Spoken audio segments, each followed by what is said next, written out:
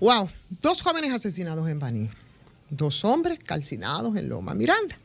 Uno que fue lanzado al mar amarrado, uno con un tiro en la cabeza, un muerto en la Sursa con 6 heridos como secuela, un policía muerto, 2 presos escaparon después de una emboscada medio extraña cuando la diligencia fue interceptada a sus custodios. Y lo último, claro, es lo que ocurrió recientemente en Dajabón. Y el viernes en la madrugada, bueno, pues también hubo una situación ahí en el sector de Capotillo.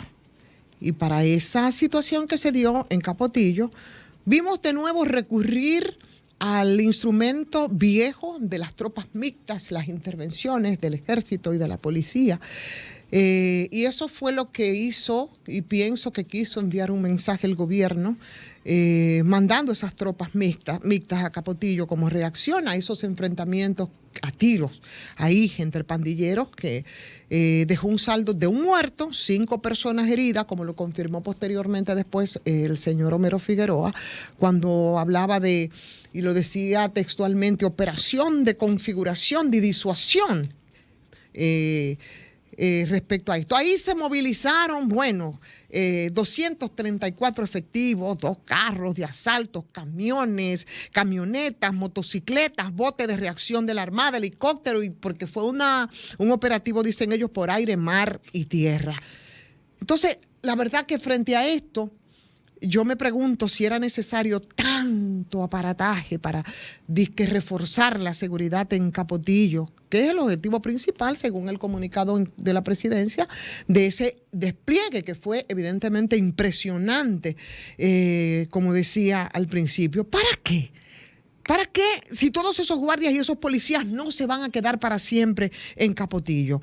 ¿Para qué todo este aparataje si esos policías y guardias no se van a quedar en gran parte del país que en este momento, señores, está sufriendo una situación complicada que nos hace volver al tema de la criminalidad, de la seguridad ciudadana, que es una preocupación válida de todos los gobiernos en el mundo, sobre todo en esos países democráticos que, como el de nosotros, la libertad se convierte con demasiada frecuencia en un tema de libertinaje, porque resulta que todos los ciudadanos tienen derecho a hacer y a deshacer lo que les da la gana. En conclusión, esa criminalidad y esa delincuencia común que en estos días las hemos visto con demasiada frecuencia, hasta el punto de hacer esa intervención como la que hizo el gobierno en Capotillo, está comprobado, señor, que tiene que ver mucho con los niveles de pobreza y con los niveles de marginalidad.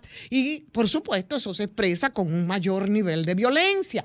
Por eso, cuando conversábamos al principio con Ricardo Nieves aquí, que hablaba de una intervención que hay que hacer por la salud mental de la gente y también estas medidas de la policía, estas tropas mixtas, es importante. Pero, señores, nosotros no inventamos absolutamente nada cuando hablamos que el problema de la criminalidad y la delincuencia, y qué pena que tenemos que volver sobre este tema permanentemente, tiene múltiples factores, es decir, encierra tantos elementos que tienen que ver con, y lo vamos a repetir, con el tema de la vivienda, con el tema de la salud, con el tema del empleo y sobre todo con el tema de la educación. Señor, tenemos que restregarnos en la cara permanentemente que qué es lo que se puede esperar en términos de comportamiento ciudadano, en un país donde nosotros tenemos más del 20% de los jóvenes nuestros que ni na, o sea, ni trabajan ni estudian. ¿Qué se puede esperar en un país que no sea esos niveles de violencia y de degradación?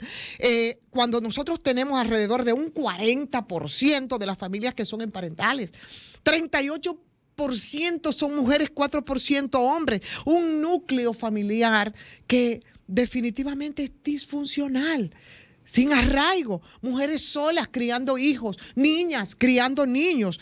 Entonces, yo creo que la razón, la verdadera razón, ni la queremos ver ni queremos reflexionar en torno a ella. Aquí hay niveles tanto de pobreza como de pobreza absoluta que, según cifras oficiales, y son las que nos sirven gobierno tras gobierno, que disminuyen en una administración o en otra, pero son cifras oficiales donde nosotros seguimos siendo un país pobre, un país muy pobre, con 25% de una población que no tiene acceso absolutamente ni a bienes ni a servicios fundamentales para poder tener una vida digna, una vida decente, y eso se expresa, por supuesto, en esa violencia de la que nosotros estamos hablando y que nos han restregado en la cara en los últimos días.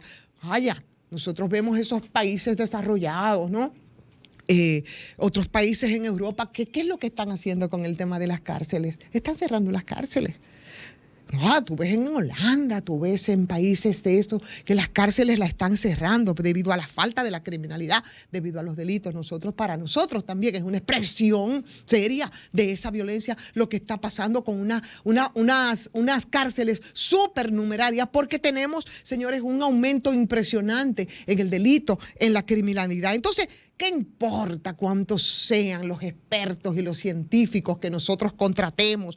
¿Qué importa cuántos genios vengan aquí a este peñasco insular a examinar el tema de la seguridad ciudadana? ¿Qué importa cuántos anuncios haga el gobierno de turno, el presidente de turno? ¿Qué importa cuántos anuncios haga el presidente Luis Abinader sobre la inseguridad ciudadana, sobre los homicidios, sobre los robos, sobre los atracos, sobre la muerte violenta? Si la realidad nos da en la cara y nos ha dado en la cara terriblemente en estos días, tenemos una policía que va a seguir actuando a pesar de las propuestas de reforma, de transformaciones. Señores, que sigue actuando de manera incorrecta. Las reformas parece que tampoco importan en el impacto que tenemos nosotros, porque nosotros no somos suizos ni somos holandeses. Nosotros provenimos de una sociedad que es violenta. Y así es como se está viendo y es lo que estamos padeciendo en este país. De buenas intenciones, mi querido presidente Luis Abinader, está empedrado el camino al infierno. Entonces yo creo que el tema es estructural. Y que el tema entonces hay que tomarlo desde el fondo, no con parches, porque si no se nos va a volver un círculo vicioso. Estamos ante un problema social, estamos frente a una deuda con los pobres que es enorme y que creo que es el nudo gordiano de lo que nosotros estamos viviendo.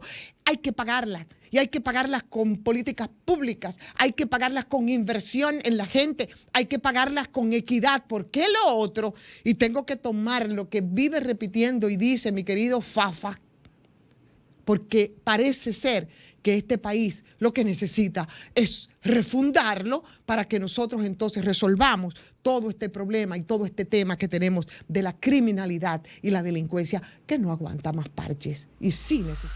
Sol 106.5, con la mayor variedad de contenido, información, entretenimiento e interacción en una sola estación. Cobertura total, disponible para ti en la radio y en las plataformas digitales. Somos Sol 106.5, la más interactiva.